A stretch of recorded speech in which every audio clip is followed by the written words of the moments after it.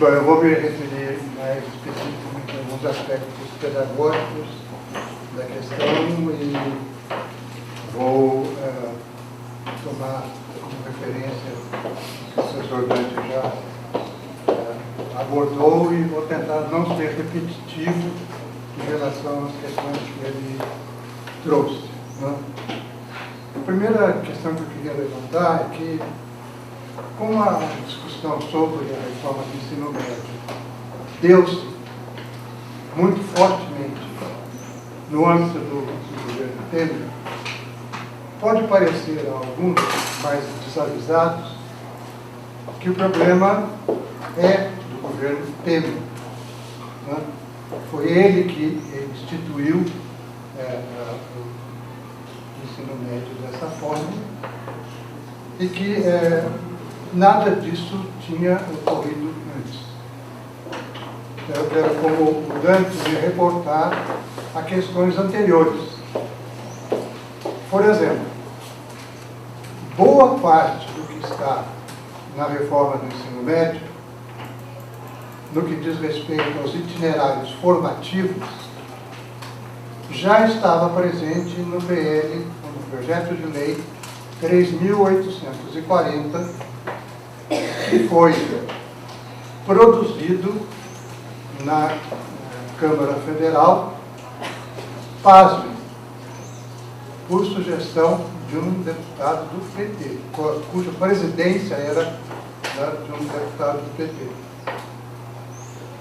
Bom, esse projeto de lei 6.840 já indicava na sua formulação este processo de flexibilização do currículo que apareceu muito fortemente definido, seja no âmbito da reforma, da proposta de reforma, seja depois na forma como a VNCC tratou da questão. Né?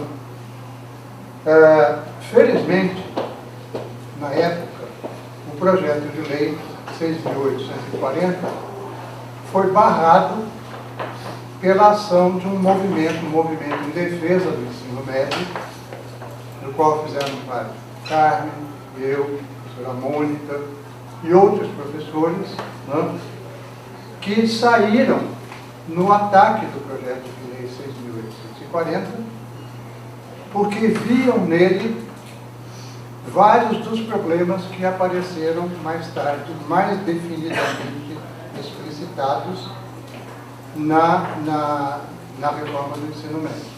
Ou seja, a reforma do ensino médio tem um antecedente que surgiu em 2013, né, por conta da proposição desta comissão especial dentro da Comissão de Educação do Senado Federal, e que foi abafado, né, pela ação do movimento em defesa do ensino médio.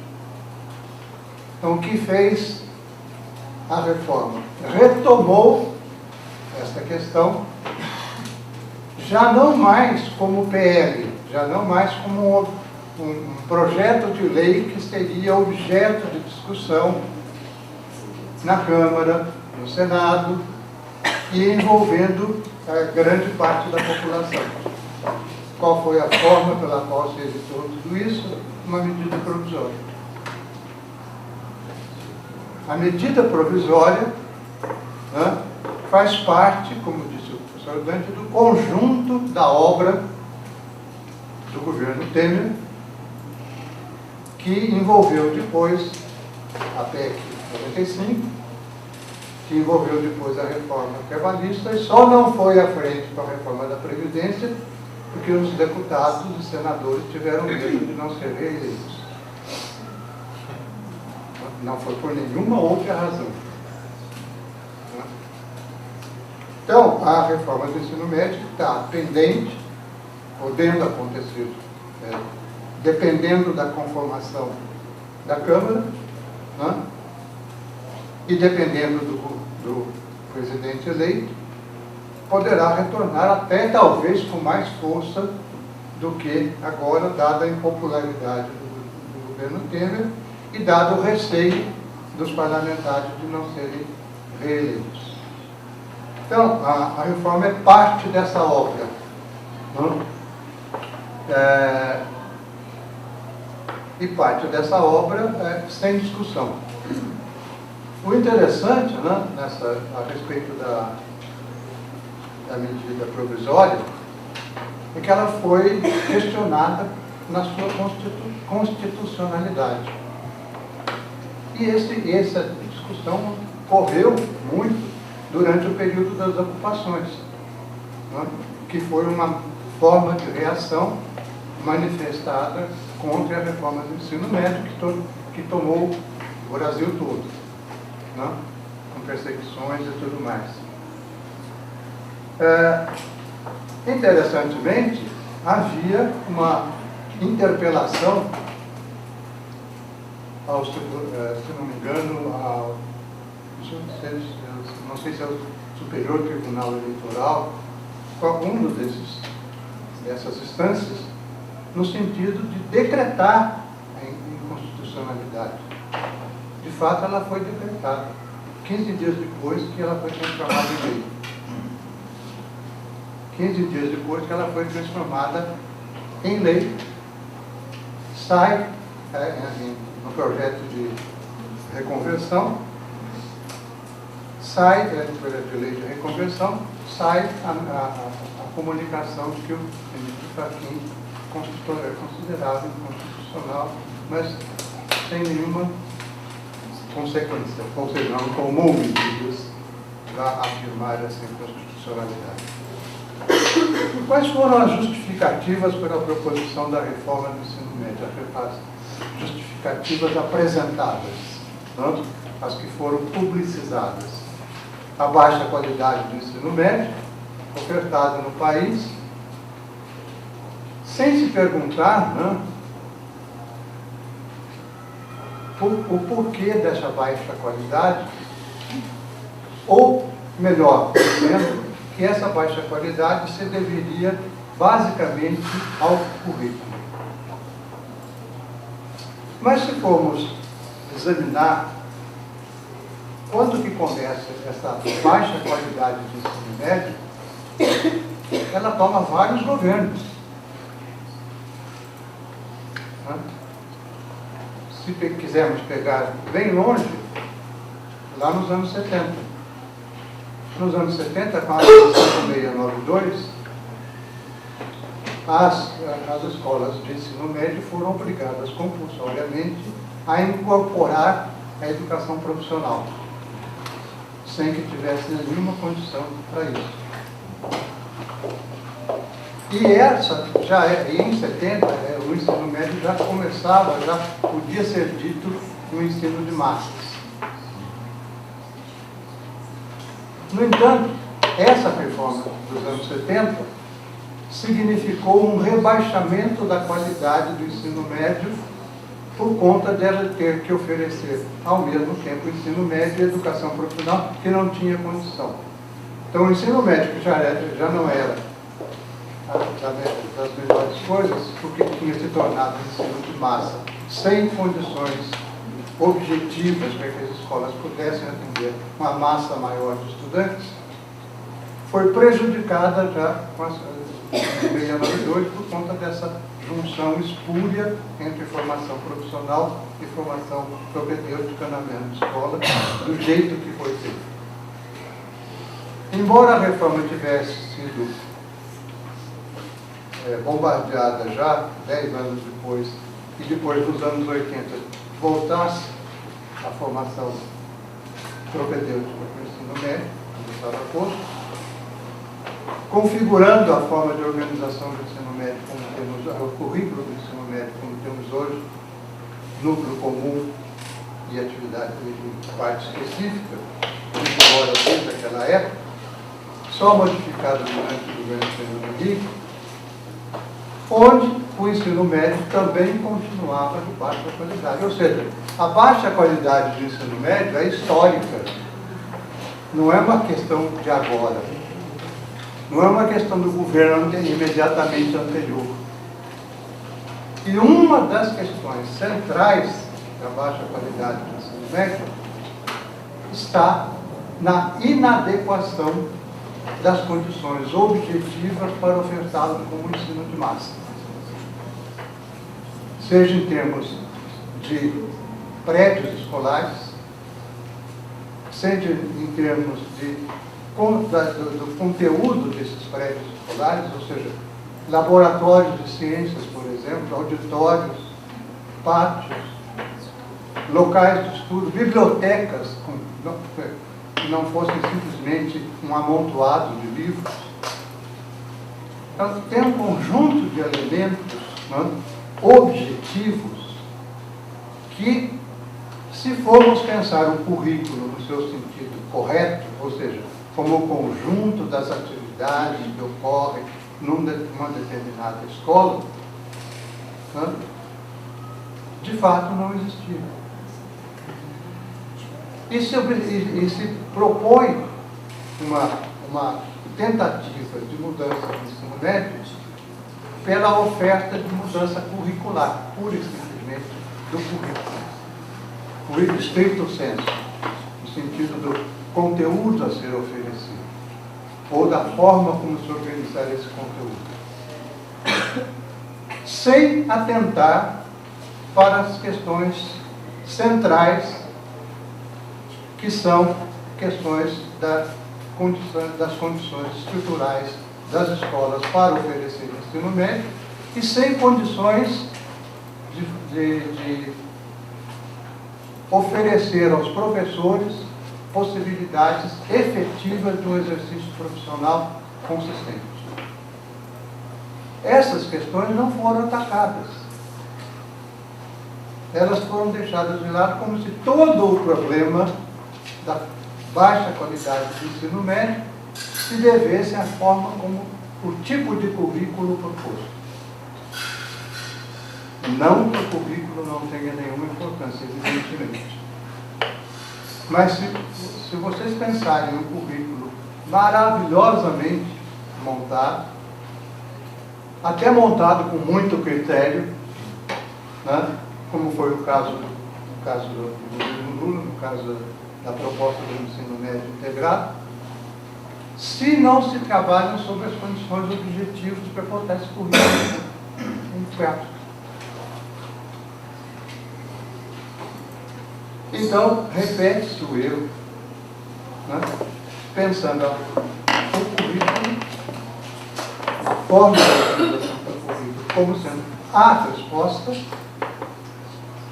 e não se cuida da parte objetiva de condições para que esse currículo possa funcionar. Se a reforma não trabalhar sobre as condições objetivas de trabalho dos professores e sobre as condições objetivas em que as escolas funcionam, ela por si só se bombardeia. Mas é muito interessante que, ao mesmo tempo que existe uma PEC em 95, existe um empréstimo de 250 milhões de dólares para viabilizar o ensino médio.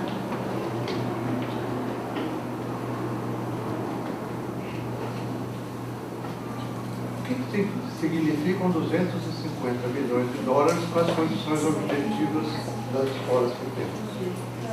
Com as condições objetivas com que os professores podem trabalhar e com as condições que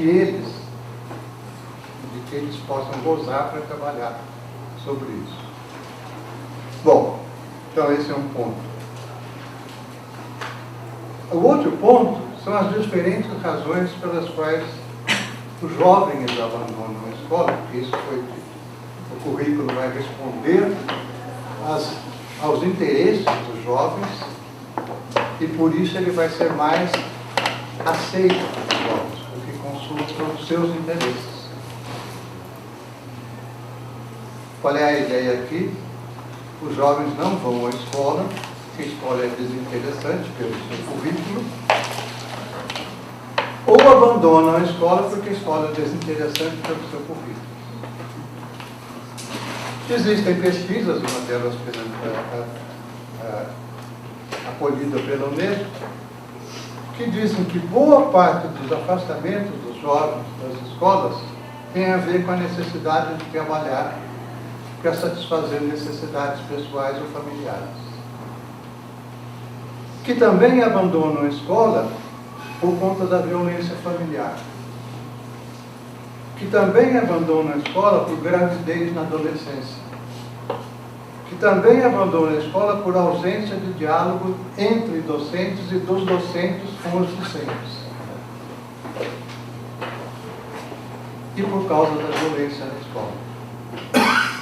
Então, temos um conjunto de elementos que ajudam a explicar por que os jovens estão abandonando isso. Que não se restringem pura e simplesmente à organização curricular. É claro que a organização curricular tem também um peso aí, mas não é a única causa. Com o que pode acontecer que, com toda a reforma curricular, os alunos continuem abandonando a escola.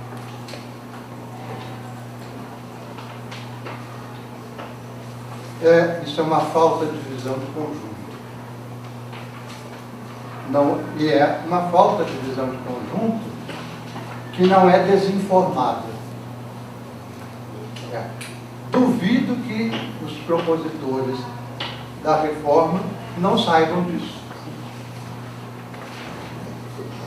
Ou seja, a reforma é em si um engodo, porque não trata do conjunto dos elementos que podem fazer da escola, do ensino médio, uma melhor etapa da formação básica, e propõe um certo paliativo que seria a reforma curricular.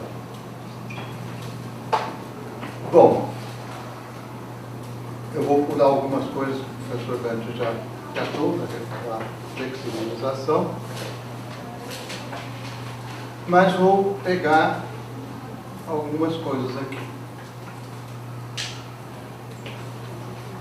Há 2 artigos da lei que tratam da eliminação da obrigatoriedade de determinados componentes curriculares, normalmente presentes nas diretrizes.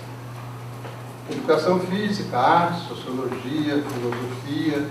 Dada a grita que aconteceu, né, na época, não é que eles vão desaparecer, eles vão ser mantidos, serão mantidos, sob a forma de atividades que vão constituir parte do currículo, não como componente curricular, não como elemento específico, né? Mas como é que nós chamamos isso? Como práticas curriculares. Né? O que quer dizer práticas curriculares neste caso? Quer dizer que essas disciplinas estarão presentes lá não como disciplinas, não como campos do conhecimento específicos, mas na parte do desenvolvimento de projetos, que é parte da proposta curricular, na organização do ensino, desenvolvimento por competências. Um dos elementos do desenvolvimento por competências é o desenvolvimento de projetos curriculares, na linha do protagonismo dos alunos, na linha um currículo mais dinâmico. Né? Essas disciplinas estarão presentes, juntamente, essas disciplinas não, esses campos de saberes, esses conteúdos estarão presentes, juntamente com os das áreas de ciências naturais e ciências humanas, não como campos do conhecimento específico, mas como contributivos para o desenvolvimento dos projetos curriculares. Ou seja, dependendo do projeto a ser desenvolvido pelos alunos, terão uma maior participação física, ou química, ou biologia, ou história, ou geografia, ou sociologia, ou filosofia, não como campos de conhecimento, mas como contribuições mais ou menos específicas para o desenvolvimento daquele projeto. Ou seja, um esmigalhamento, digamos, de cada campo, no sentido de ele oferecer algum tipo de contribuição para o desenvolvimento do projeto pedagógico que estaria sendo desenvolvido. É isso que, a isso a Maria Helena deu o nome de práticas curriculares. E é isto que está presente na BNCC. Eles aparecem lá como práticas curriculares, não como campos de conhecimento específico. Quais são os únicos campos de conhecimento específico? Português e matemática. Mesmo a área de linguagens, que é uma área privilegiada, mas que inclui artes, educação física, etc., etc., não tem o privilégio que tem português e matemática. Que não só são disciplinas, mas são disciplinas dos 3 anos. As únicas disciplinas estarão presentes nos 3 anos. Por quê? Porque as avaliações PISA são baseadas no conhecimento da língua natal, né? E no conhecimento de matemática. Ou seja, o que visa o currículo especificamente? O desempenho dos alunos em português e matemática. No restante, é como disse o professor Dante, mas vai indo do jeito que dá, porque também não interessa muito. Apesar do discurso de que é preciso trabalhar com os alunos, o currículo tem que trabalhar no sentido de fazer com que os alunos se adequem às formas novas de trabalho, às formas flexibilizadas de trabalho, que exigiriam um trabalhador não de corte terrorista, fordista, mas de corte mais flexibilizado, mais amplo, mais protagonista, mais inteligente. Não? Apesar deste discurso, o que é fundamentalmente priorizado é português e matemática. E isso também se reflete na BNCC pelo número de páginas dedicadas a essas disciplinas e o número de páginas dedicadas aos outros. Embora na BNCC não apareçam os componentes curriculares que compõem os itinerários formativos, áreas de ciências humanas e áreas de ciências naturais, e as competências, apesar não, por conta de que esses componentes não aparecem como campos de conhecimento específico, as competências não são competências de física, química, biologia, história, geografia, nada disso. Aparecem como competências da área. E essas competências da área que serão objetos daqueles projetos curriculares para os quais vão contribuir os diferentes componentes curriculares, inclusive sociologia, filosofia e história, naquilo que forem admitidos como participantes. Né? Então, se formos pensar qual é o núcleo central da reforma curricular, português e matemática. Né? E é bem possível que a formação de professores também aponte muito fortemente nessa direção. Né? Aquela questão da priorização da prática, a que o professor Dante se referiu no desenvolvimento do currículo, né? As competências, né? As competências têm que ser explicitadas, têm que ser na prática. Né? A questão da prática também está muito presente na questão da formação dos professores. foi chamado várias vezes a atenção por Maria Helena Guimarães de Castro e por outros, mas principalmente por ela, de que a formação que os professores têm hoje é uma formação muito teórica, muito politizada e pouco prática. O que se quer é reduzir a formação de professores à formação da escola normal que eu fiz. Ou seja, focada na prática docente, estrito senso. Os professores não têm que ficar preocupados com as questões políticas, as questões globais, as questões mais amplas. Eles têm que ensinar. E para ensinar, eles precisam ser suficientemente treinados praticamente. Isso é uma questão muito forte, apontando na necessidade em relação à formação dos professores. Bom,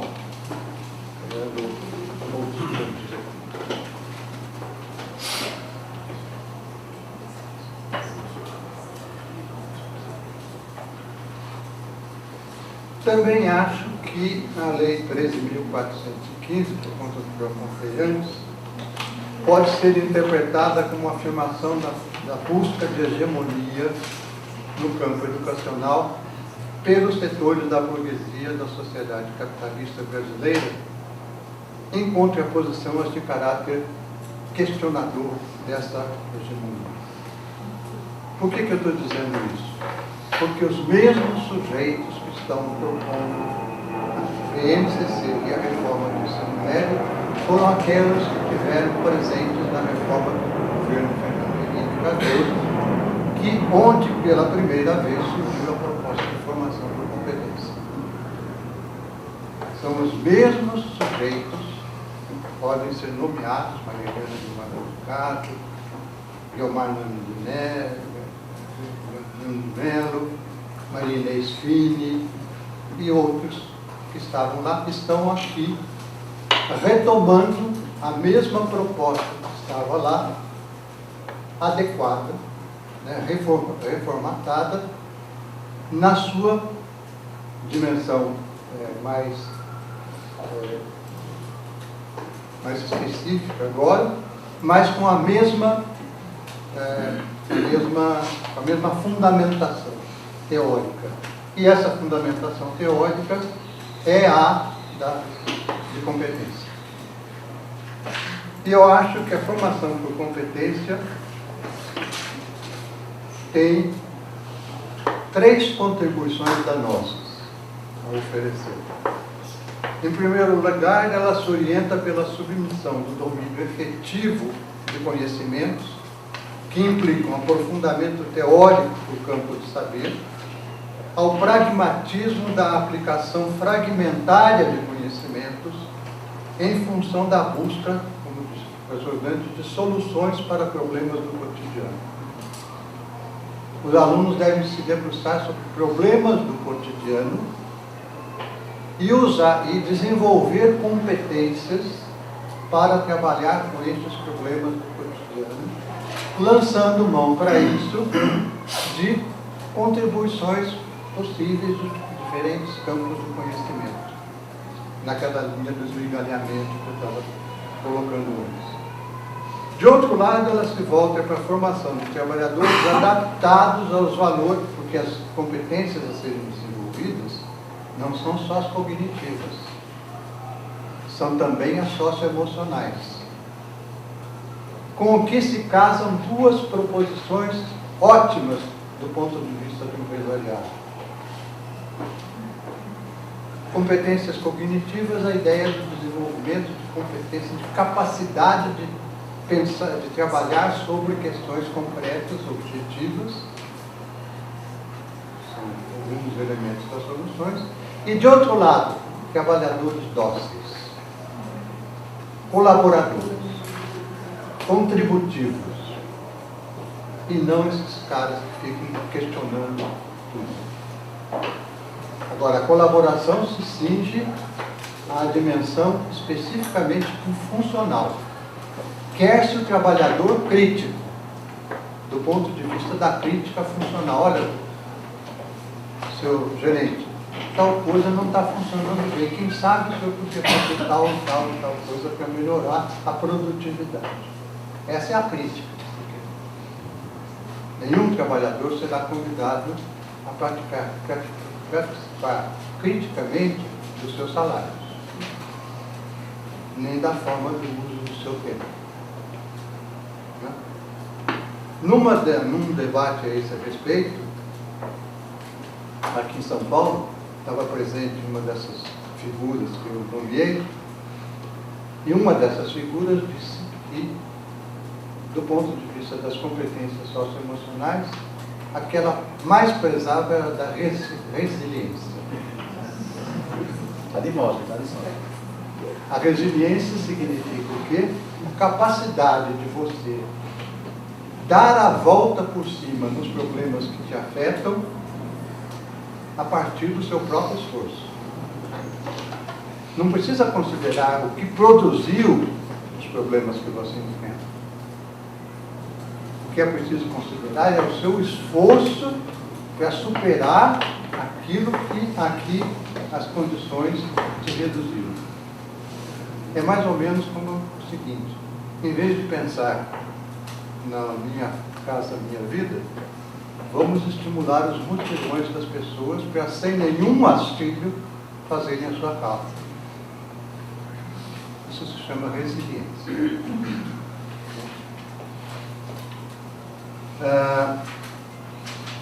Segundo, então, produzir trabalhadores adaptados aos valores e processos de flexibilização da produção, seja no referente à legislação do trabalho, contribui muito no investimento em competências socioemocionais. E, finalmente, ao contrário do afirmado nos documentos oficiais, tal concepção contribui para a precarização da profissionalização dos jovens que cursam o ensino médio. Não vou entrar aqui nisso, porque o Domingos vai trabalhar também se eu discutir a parte de educação profissional. A outra coisa que é muito interessante, que está ligada ao aspecto que eu aportei antes, é que os formuladores da BNCC insistem em dizer que ela não é currículo. O currículo é aquilo que vai acontecer na escola. A forma como os professores vão lidar com o que é proposto. As proposições que eles vão fazer. Está correto do ponto de vista de entender o currículo no seu sentido amplo. O currículo é todo o conjunto de atividades que ocorrem na escola, etc, etc, etc. Por isso ela não seria currículo. Mas, quando a BNCC afirma que não é currículo, ela parece esquecer deliberadamente as práticas correntes de avaliação escolar. Quem é que define as práticas correntes de educação escolar existentes nas escolas das redes públicas de ensino? A Secretaria de Educação.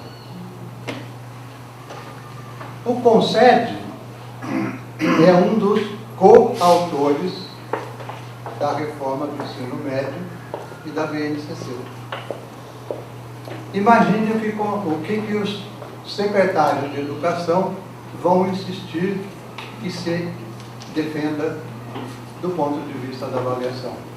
Avaliar as competências definidas pela BNCC. Obrigado e desculpe.